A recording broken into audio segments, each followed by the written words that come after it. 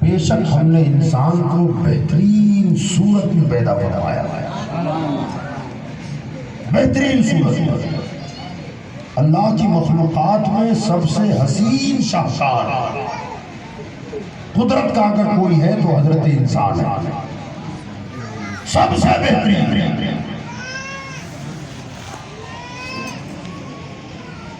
اور حیرت کی بات یہ سب سے اچھا تو فرمایا صورت اچھی بنائی،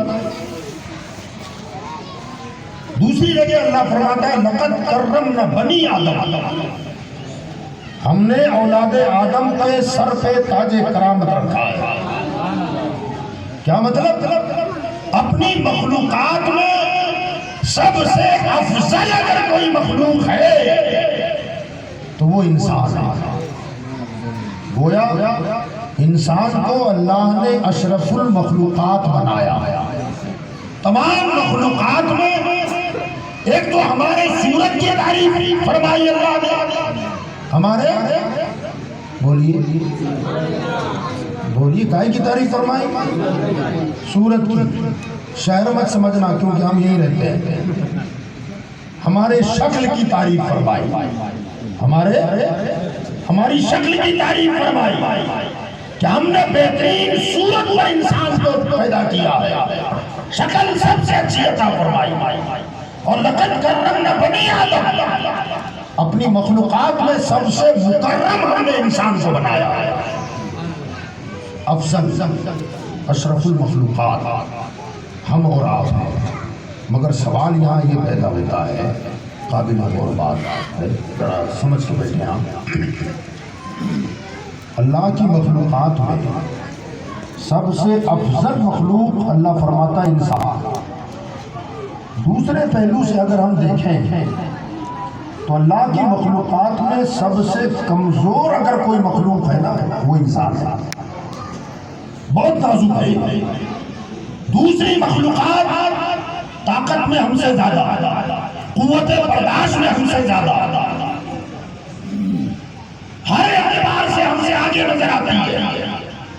آپ دیکھیں ہم انسان ہیں، اللہ ہم کو اشرف المخلوقات فرما رہا ہے، سب سے افضل مخلوق انسان۔ اب یہ انسان کی کمزوری کے لیے مثال دے رہا ہوں، کتنا کمزور۔ ہماری ماں ہے، بہن ہے، بیٹی ہے، اولاد ہوتی ہے ہمارے۔ جب اولادوں کا سلسلہ شروع ہوتا ہے اور کوئی خاتون ہماری بہن بیٹی امید سے ہوتی ہے، حاملہ ہو جاتی ہے، جب اندازے ہو جاتے ہیں کہ حامل سے ہے تو کتنا خیال رکھتے ہیں۔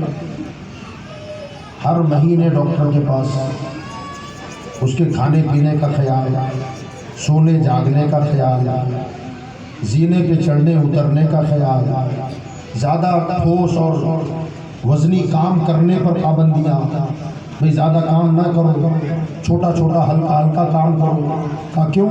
امید سے ہے کچھ گڑبڑ نہ ہو جائے، پریشانی نہ آ جائے، دوسرا کام دوسرے لوگ کر لیا کریں گے، جو وزنی کام ہے، مشکل کام ہے، وہ دوسرے کریں۔ اتنا سنبھال کے 9 مہینے مکمل ہوئے، بچے کی ولادت ہوئی۔ اب ادھر بچے کی ولادت ہوئی تو حالت یہ کہ اس ماں کی غذاؤں کا الگ سے انتظام کرتے ہو۔ مقوی غذا کھلاؤ، طاقتور غذا کھلاؤ، اس کا گوند کھلاؤ، کاجو بادام اخروٹ کا مسالہ بناؤ، اس میں کچھ گندر ڈالو، گھی سے اسے تلو، پھر تھوڑا تھوڑا ناشتے میں دینا شروع کرو۔ کبھی بادام کا حلیہ دیا جا رہا ہے، کبھی کاجو بادام کھلائے جا رہے ہیں، اور اس میں بھی یہ کہ باقاعدہ گھر کے اندر بھی بغیر چپل کے نہ گھومیں، ٹائل ٹھنڈی ہے، ٹھنڈک لگ جائے گی، بہن کمزور ہو گئی ہے، اس کا خیال رکھنا ضروری ہو گیا ہے، اس کے کھانے کا خیال، پینے کا خیال۔ اس کو نہانے بھی جانا ہے تو اکیلی نہیں جائے گی، 3 عورتیں ساتھ میں لے جائے، خود نہلائے، پھر پکڑ کے لا کے سلائے، یہ سارا اہتمام ہوتا ہے۔ اب ایک ماں ہے جسے تقریباً 8 مہینے یا کم از کم 7 5 مہینے سنبھالا، بچہ پیدا ہوا تو کھانے پینے کا خیال کیا، ننگے پیر چلنے پھرنے پر پابندیاں۔ حال یہ ہے کہ کپڑا کان سے باندھ کے رکھو، ٹھنڈی نہ لگنے پائے، ٹھنڈا پانی استعمال نہ کرایا جائے، وغیرہ وغیرہ۔ ادھر ماں کا یہ حال ہے اور ادھر بچہ، اس کا حال کیا ہے؟ یہ تو بالکل گوشت کا لوتھڑا ہے، سمم بکم عمي فهم لا يرجعون۔ اس کے کان ہے، نہ آنکھیں ہیں، نہ زبان ہے تو سب کچھ مگر گوشت کا لوتھڑا ہے، جہاں ڈالو پڑا رہے گا، اٹھاؤ تو اٹھ جائے گا، نہ ہاں ہے نہ ہو ہے، نہ اف ہے نہ فریاد ہے۔ اب حال یہ ہے کہ دھیرے دھیرے ماں کلیجے سے لگا لگا کر سنبھالتی ہے، اور سنبھالتے سنبھالتے اس کے جسم میں تھوڑی سختی آ جاتی ہے، مضبوطی آتی ہے، تب جا کے دھیرے دھیرے وہ پروان چڑھتا ہے۔ ماں خود سینے سے لگا کر اسے دودھ پلاتی ہے اور پھر جا کے سلاتی ہے، پھر اٹھاتی ہے، کوئی ہوش نہیں ہوتا، ایک گوشت کا بالکل لوتھڑا ہوتا ہے۔ میں سمجھتا ہوں اسے اگر کھلی چھت پہ ڈال دیا جائے تو کوئی مردار خور پرندہ اٹھا کے لے جائے، یہ کیفیت اس بچے کی ہوتی ہے۔ دھیرے دھیرے نشونما پاتا ہے، تب جا کے وہ سیدھا ہے تو الٹا ہوتا ہے۔ کتنے مہینوں کے بعد پلٹا؟ اب وہ پلٹے گا، پلٹ کر کے پھر وہ کئی دن تک تو خالی پلٹا ہی رہے گا، ہاتھ مارے گا پیر مارے گا، ہاتھ مارے گا پیر مارے گا، پھر دھیرے دھیرے دھیرے وہ ایسے ہاتھ سے کھسکنا شروع کرے گا، پیٹ کے بل کھسکتے کھسکتے اس میں کئی دن لگ جاتے ہیں، اور وہ کئی دن نکلنے کے بعد پھر دھیرے سے پیروں کو قریب کر کے گھٹنوں پہ آئے گا، یہ کئی دن اس میں لگ جاتے ہیں۔ اب گھٹنے پر آ گیا تو پھر ہماری ماں بہنیں بچیاں اٹھا کر دیوار کا ٹیک لگا کر تکیے لگا کر اس کو بٹھانے کی کوشش کرتے ہیں، وہ بیٹھنا شروع کرتا ہے، کھلی جگہ پر بٹھا دو تو لڑک جائے، ادھر لڑکتا ہے کبھی ادھر لڑکتا ہے، اتنا کر کے سکھا کر تب جا کے وہ بیٹھنا سیکھتا ہے۔ اس کے بعد پھر دھیرے دھیرے کھڑا ہونا سیکھتا ہے، اس کے بعد پھر ٹیک لگا کے کھڑا ہو گیا، اگر سہارا ہٹ گیا تو گر پڑا، یہ کنڈیشن ہوتی ہے۔ اب یہ ایک لمبا عرصہ بیت جاتا ہے اور اس کے بعد پھر وہ بولنا شروع کرتا ہے، تو پھر 1 یا 2 ہی لفظ بولتا ہے، ابا اماں، ابا اماں، اس کے سوا کچھ نہیں آتا، دھیرے دھیرے بولنا شروع کرتا ہے۔ اب آپ نے دیکھا ایک ماں ہے، اللہ فرماتا ہے اشرف المخلوقات ہے، میری مخلوقات میں سب سے افضل تو ہے، یہ بچہ بھی ہے تو سب سے افضل تو ہے میرے مولا، یہ عورت اتنی کمزور، یہ بچہ اتنا کمزور۔ اسی طرح دوسری سمت میں آپ آئے، بکریاں دیکھیے آپ نے، بکری پیٹ میں بچہ اس کے بھی ہوتا ہے، ایک نہیں 2 ہوتے ہیں، یہاں تو ایک ہی تھا، یہاں 2 ہیں، بسا اوقات 3 ہو جاتے ہیں، 4 ہو جاتے ہیں، اور یہاں تو سال بھر میں ایک ہو، اس پر بھی بینڈ آ رہا ہے، ہم 2 ہمارے 2 چھٹی، اور ہم نے بھی قبول کر لیا اس کو، ہم نے بھی قبول کر لیا ہے نا، یہ ظلم نہ کریں، ہم 2 ہمارے 2 نہیں، اللہ جتنے دے سب ہمارے ہیں، اللہ جتنے دے سب ہمارے ہیں، یاد رکھیں، ڈرو مت۔ لوگ کہتے ہیں یار مہنگائی بہت ہو گئی ہے، کتنے بچوں کی پرورش کیسے ہو پائے گی اور کیسے پالیں گے اور کیسے کھلائیں گے اور تربیت کیسے کر پائیں گے وغیرہ وغیرہ وغیرہ، یہ ساری باتیں چلتی ہیں۔ میں کہتا ہوں میرے بھائی تو اپنے بچوں کے بارے میں سوچ رہا ہے، اپنے ابا اور دادا کے بچے کتنے تھے؟ ہاں میرے ابا کے بچے کتنے، آپ کے ابا کے بچے، آپ کہتے میرے 2 بس ہمارے 2 کافی ہے، تو آپ کے ابا کے 5 تھے اور آپ سے زیادہ غریب تھے، پھر بھی آپ کو پالا کہ نہیں پالا، آپ کی تربیت کی کہ نہیں کی؟ جب اس غربت میں 5 کو پال سکتے ہیں تو آج کے زمانے میں اللہ چاہے تو ہم 10 کو بھی پال سکتے ہیں۔ اور پالنا ہماری ذمہ داری نہیں ہے، رب العالمین تو وہ ہے، رب وہ ہے، جب وہ دینا جانتا ہے تو پرورش کرانا بھی جانتا ہے۔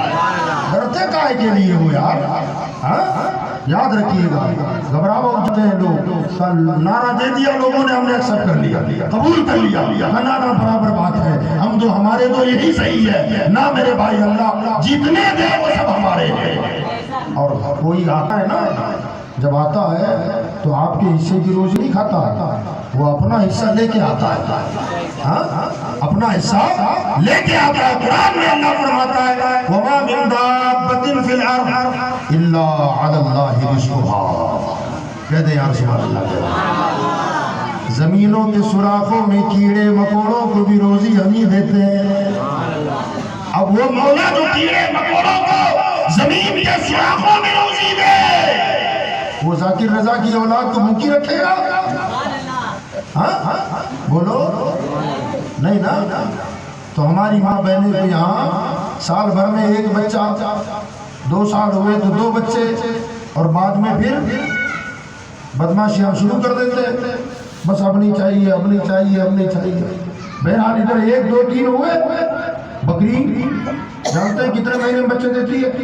سال میں کتنا بچہ دیتی ہے معلوم ہے کہ نہیں آپ کو؟ جی ہاں ماشاء اللہ، 6 مہینے پر بچہ بکری، 6 مہینے پر بچہ، اور 1 نہیں 2 اب ذرا سوچو، ہماری بیٹی کے شکم میں بچہ ہے، اس کے شکم میں 2، ہماری بیٹی کو ہم نے 9 مہینے سنبھالا، اترنے چلنے پر خیال، کھانے پینے پر خیال، وزندار کام کرنے پر پابندیاں، محنت والا کام نہ کرے، اور بکری پر کبھی توجہ دی کہ اچھل کود نہ کر، یہ مت کھا یہ کھا، ٹھنڈا پانی نہ پی گرم پانی پی، ادھر مت جا ادھر جا، اوپر نہ چلنا نیچے نہ اترنا، وہ اپنے من سے جیتی ہے، فرسٹ کلاس جنگلوں میں دوڑ رہی ہے، گھاس پھوس کھا رہی ہے، اور 2 بچے پیدا کر دیا، اسے نہ گرم پانی کی ضرورت، نہ ٹھنڈے پانی کی ضرورت، نہ کاجو بادام کی ضرورت، نہ مقوی غذا کی ضرورت، ادھر بچے 2 پیدا ہوئے، یہ ٹن ٹناٹن کھڑی کے کھڑی ہے، اور ادھر آدھا گھنٹہ ہوا، بچہ دوڑنے بھی لگتا ہے اور بولنے بھی لگتا ہے۔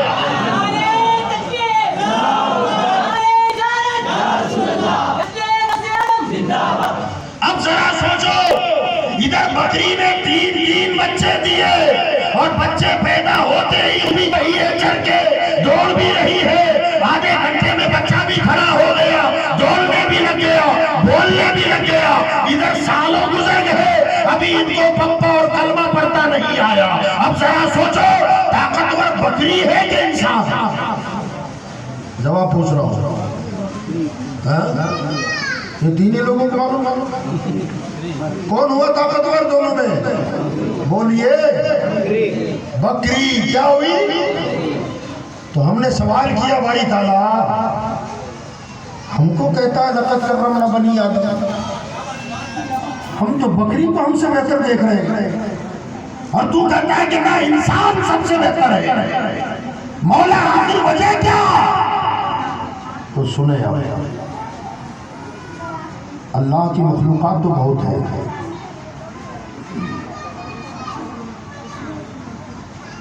اللہ کی مخلوقات میں ایک مخلوق ہے فرشتہ،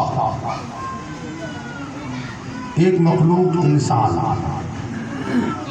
ایک مخلوق جانور۔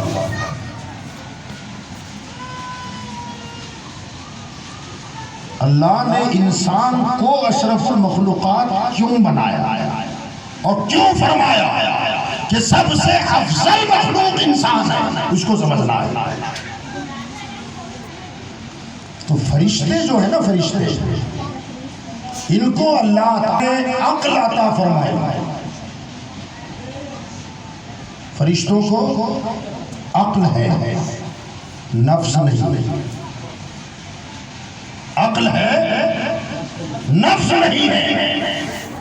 جانور کو نفس ہے عقل نہیں ہے، توجہ سننا، فرشتوں کو عقل ہے نفس نہیں، جانور کو نفس ہے عقل نہیں، انسان کو نفس بھی ہے اور عقل بھی ہے، نفس اور عقل دونوں ہے، وہاں نفس نہیں یہاں عقل نہیں، اور دونوں کو جمع کر کے انسان کو عطا فرما دیا۔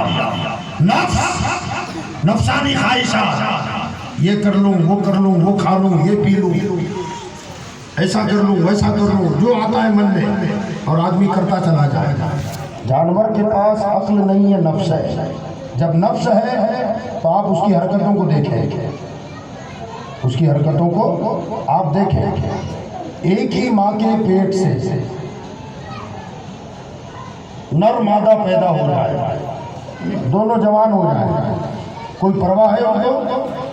جی کوئی پرواہ نہیں، اس کی خواہش جہاں اوپری وہ پوری کر لے گا۔ جہاں خواہشات نے جنم لیا وہ جگہ ڈھونڈے گا، رشتہ نہیں دیکھتا۔ کیوں نہیں دیکھتا؟ عقل نہیں ہے نا، خالی نفس ہے، خواہشات کی تکمیل کرنا ہے۔ بس جا رہا ہے کہیں، بھوک کا احساس ہوا، ہرا چارہ رکھا ہوا ہے، وہ پوچھے گا کس کا ہے؟ سیدھے جا کے ٹوٹ پڑے گا۔ اناج کی گونی رکھی ہوئی ہے، جا کے منہ مار دے گا۔ ہرا بھرا جنگل ہے، وہ نہیں دیکھے گا فصل اگی ہے یا گھاس ہے، اسے مزہ آئے گا، گھس جائے گا۔ اب ہم یہ کہیں کہ بھیا یار یہ کیسے گھسا؟ اب ہم بھی سمجھتے ہیں اور آپ بھی جانتے ہیں کہ بھئی ہمارا اپنا جانور اگر کسی کے کھیت میں گھس گیا، بیل ہے، گائے ہے، بھینس ہے، اگر کسی کے کھیت میں چلا جائے اور اس کی فصل کھا کھا کے برباد کر دے، ایمانداری سے بتاؤ وہ کھیت والا لڑے گا کس سے؟ جی بولو نا، مالک سے لڑے گا نا۔ اور مالک یہ کہ میں نے کھایا ہے، میرے بیل نے کھایا نا اس سے، تو وہ کھیت والا کہے گا کہ پاگل وہ تو بے عقل ہے، تو عقل والا ہے نا، تو نے سنبھالا کیوں نہیں؟ تو پتہ یہ چلا کہ جانور کے پاس نفس ہے، وہ جہاں چاہے جو چاہے جیسا چاہے وہ کر سکتا ہے، کرے کہ عقل نہیں ہے۔ اور فرشتوں کے پاس عقل ہے، نفس نہیں ہے، اس لیے فرشتہ کبھی گناہ نہیں کرتا، وہ غلطی نہیں کرتا، نافرمانی نہیں کرتا، بڑی بڑی حرکت نہیں کرتا، اللہ کے حکم کا پابند ہوتا ہے۔ اور اللہ تعالیٰ نے اپنے ذکر کو ہی اس کی غذا بنا دیا ہے۔ فرشتوں کی غذا کھانا پینا نہیں ہوتا، فرشتوں کی غذا تسبیح و تحلیل ہے۔ وہ اللہ کا ذکر کرتے ہیں، ان کی کھانے کی حاجت ختم ہو جاتی ہے، اللہ کا ذکر کرتے ہیں، پینے کی حاجت ختم ہو جاتی ہے۔ تو گویا ان کی غذا ذکر اللہ ہے، تو وہ گناہ نہیں کرتا۔ اب یہ انسان ہے، اللہ نے ایک صفت فرشتوں والی عطا فرمائی اور ایک صفت جانور والی عطا فرمائی۔ اب یہ انسان اگر اپنے عقل کو پرے رکھ کر نفس کے پیچھے دوڑنے لگ گیا، میرے من میں جو آئے گا وہ میں کروں گا، جو سمجھ میں آئے گا وہ میں کروں گا، اب معاملہ یہ ہے کہ میرے سمجھ میں جو آئے گا وہ میں کھاؤں گا، اب چاہے وہ حرام کا ملے یا حلال کا ملے، جوئے سے آتا ہے تب بھی چلے گا، سٹا لگا کے ملتا ہے تب بھی چلے گا، سود پر پیسہ دے کے آتا ہے تو وہ بھی چلے گا، بس مجھے تو کھانا چاہیے۔ تو یہ سلسلہ جانوروں کا سلسلہ ہے۔ اب اگر یہ سوچے کہ مجھے تو پینا ہے، اب چاہے شربت پیوں، چاہے چائے پیوں یا دودھ پیوں یا پانی پیوں یا شراب پیوں یا زمزم پیوں، یاد رکھیے گا اگر شراب پینے کی طرف نکل گئے، حرام نوشی کی طرف نکل گئے تو گویا ہمارے نفس کی خواہش کی طرف چلے گئے۔ تو جانور جس ڈگر پہ چلا ہے اسی ڈگر پہ اگر انسان چلنے لگ جائے تو اللہ تعالیٰ قرآن مجید میں ارشاد فرماتا ہے، اے لوگو ہم نے تم کو ساری مخلوقات میں سب سے افضل تو بنایا ہے، مگر فرما اولئک کالانعام بل ہم اضل۔ اگر یہ انسان اپنے عقل کو پرے رکھ کر خالی نفس کے پیچھے چل پڑے تو پھر یہ جانوروں کی طرح ہو جاتا ہے۔ اولئک کالانعام، یہ جانوروں کی طرح ہو جاتا ہے، بل ہم اضل، بلکہ جانور سے بدتر ہو جاتا ہے۔ قرآن ہے یہ۔